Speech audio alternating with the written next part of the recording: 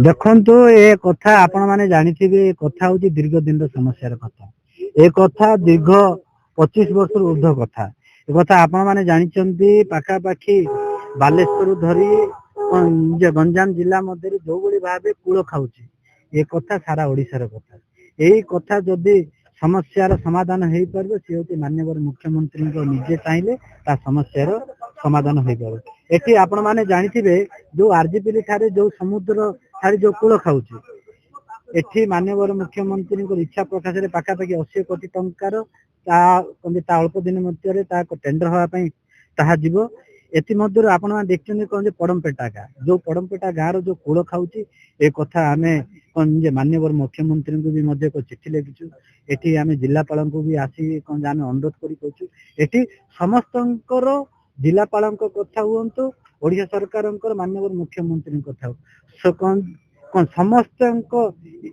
समस्ते चाहिए ए काम अति सहज कम दिन मध्य ए काम ठीक भाव हो पार समुद्र आरे श्रीहीन गाँ भयभीत ग्रामवासी ए भयंकर दृश्य होउछि गंजाम जिला पड़मपेटा ग्रामर किभली उच्च जुआर गाँ आड़ को माड़ी आसी हठात घर को भांगी देछि। दैनिक जलपतर बुद्धि सांगक जलवायुर अस्वाभाविक परिवर्तन जोगु समुद्र जुआर स्थलभाग आड़ को माड़ी आसी कूल लंघिबा सह गाँ मुआ होई घरद्वार भांगी देउछि। समुद्रर ए कराल रूप पई दिनकु दिन उपकूलवर्ती अंचल विपदमुहा हेउथबारु भयभीत अवस्था रहुछन्ति ग्रामवासी। एबे पड़मपेटा गाँ अशांत समुद्रर भयंकर रूप जोगु श्रीहीन हेबाकु बसिलानी। गत किछि दिन पूर्व गाँवर 10 रु अधिक घर समुद्र में लीन हो जाइथिबा बेले एबे पुणी एक घर किभली भाव समुद्रर आ भितर प्रवेश करुछि देखंतु। प्रथमे गोटिए पर गोटिए घर समुद्र गर्भरे लीन हेबा परे एबे धीरे धीरे समुद्र कूल लंघिबा कारणरू गोटिए पर गोटिए गाँ एभली भाव 16 खंड ग्राम समुद्र गर्भरे लीन हेबाकु जाउछि।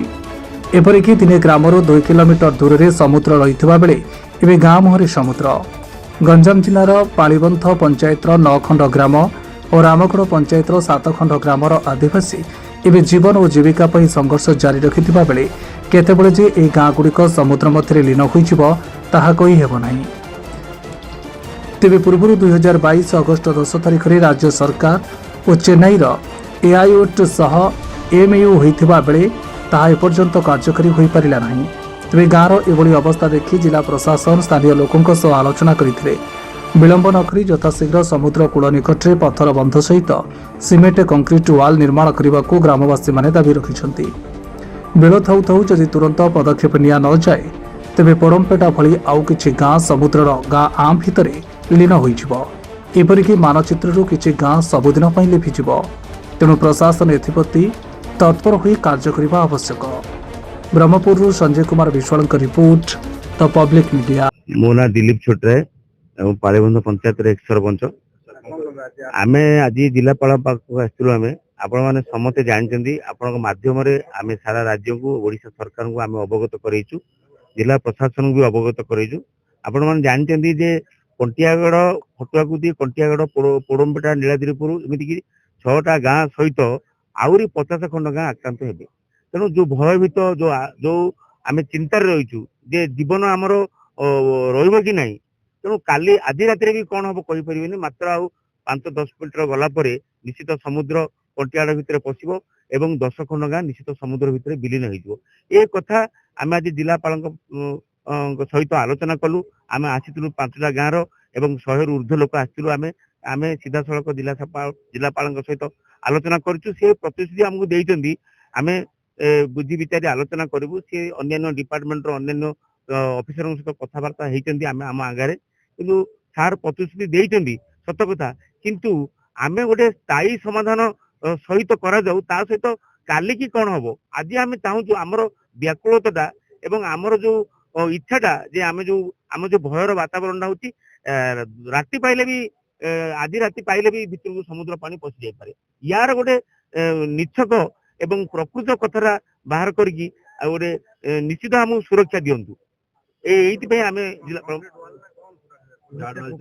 आमे चाहूँ बर्तमान आमे गार्डवाल हम गार्डवाल करा जाऊ पत्थर बंध करा जाऊ एवं मुहाण जो ऋषिकुलिया मुहाण ସେଟା ଖନନ କରାଯାଉ, ଡ୍ରେଜିଂ କରାଯାଉ ଏବଂ ଯୋଉ ଅଲିଭ୍ ରିଡଲେ କଇଁଚ ନାଁରେ ଯୋଉ କଥାରେ ଆସୁଛି ଯେ ଅଲିଭ୍ ରିଡଲେ କଇଁଚ ନାଁରେ ଯୋଉ ଭଳିଆ ଅଲିଭ୍ ରିଡଲକୁ ସୁରକ୍ଷା ଦିଆଯିବ, ତାହେଲେ ଆମେ ପୋକ ମାଛ ଭଳିଆ ଆମେ ଜନସାଧାରଣ ହଜାର ହଜାର ଲୋକ ଆମେ ମରିଯିବୁ, ଛୁଆ ପିଲା ଆମର ମରିଯିବେ।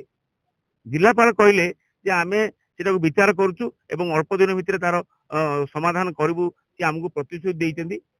ତେଣୁ ଦେଖାଯାଉ କେତେ ଦୂର କଣ ହଉଛି, ଆମେ ମଧ୍ୟ ସେ ଅପେକ୍ଷାରେ ଅଛୁ। କିନ୍ତୁ ହଠାତ୍ କିଛି ଆମକୁ ସୁରକ୍ଷା ଦିଆଯିବ ବୋଲି ଆମେ ଦାବି କରୁଛୁ। ଏଇଟା ଶିବରାମ ପଲାଇ, ଗ୍ରାମ କଣ୍ଟିଆଗଡ଼। ଦେଖନ୍ତୁ, ଆମେ ବର୍ତ୍ତମାନ ଆଜି 6 ଖଣ୍ଡ ଗ୍ରାମର ସମସ୍ତ ଗ୍ରାମବାସୀ ମିଶି 300ରୁ ଉର୍ଦ୍ଧ୍ୱ ଲୋକ ଆମେ କଲେକ୍ଟର ଅଫିସକୁ ଆସିଥିଲୁ, ଯାହାକି ଆମେ ଗୁହାରି କରିବାକୁ ଆସିଥିଲୁ ଯେ ବର୍ତ୍ତମାନ ସମୁଦ୍ର ଯୋଉ ପ୍ରକାର କୂଳ ଖାଇ ଖାଇ ଆସୁଛି, ମାତ୍ର ଆଉ 10 ମିଟର ଦୂରତାରେ ଅଛି ଯୋଉ ଢେପଟା, ସେ ଢେପଟାକୁ ଖାଇଦେଲେ ସେ କଣ୍ଟିଆଗଡ଼ ଗାଁ ଭିତରେ ପାଣି ପଶିଯିବ ଏବଂ କଣ୍ଟିଆଗଡ଼ରେ ପାଣି ପଶିଲା ମାନେ ସେଠାରେ ଖଟୁଆକୁଦା, ନୀଳଗିରିପୁର, ମୟୂରପଦା, ଗୋଖରୁକୁଦା ଏପରିକି ପାଳିବନ୍ଧ ପଞ୍ଚାୟତର 12 ଖଣ୍ଡ ଗ୍ରାମ ଏବଂ ତା ସହିତ ନ୍ୟାସନାଲ ହାଇୱେକୁ ପାଣି ଲାଗିଯିବ।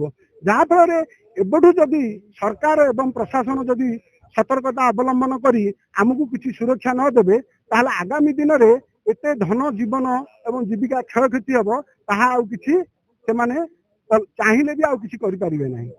ସେଥିପାଇଁ ଆମେ ଏତିକି ଆପଣମାନଙ୍କ ମାଧ୍ୟମରେ ଏବଂ ସରକାରକୁ ଏବଂ ପ୍ରଶାସନକୁ ନିବେଦନ କରୁଛୁ ଯେ ଯଥାଶୀଘ୍ର ସେଠାରେ ଆମର ପଥର ବନ୍ଧ କରନ୍ତୁ ବା ଗାର୍ଡ ୱାଲ କରନ୍ତୁ। ଏପରି କରିବା ଦ୍ୱାରା ଆମେ ଚିର ଉପକୃତ ହେଇପାରିବୁ।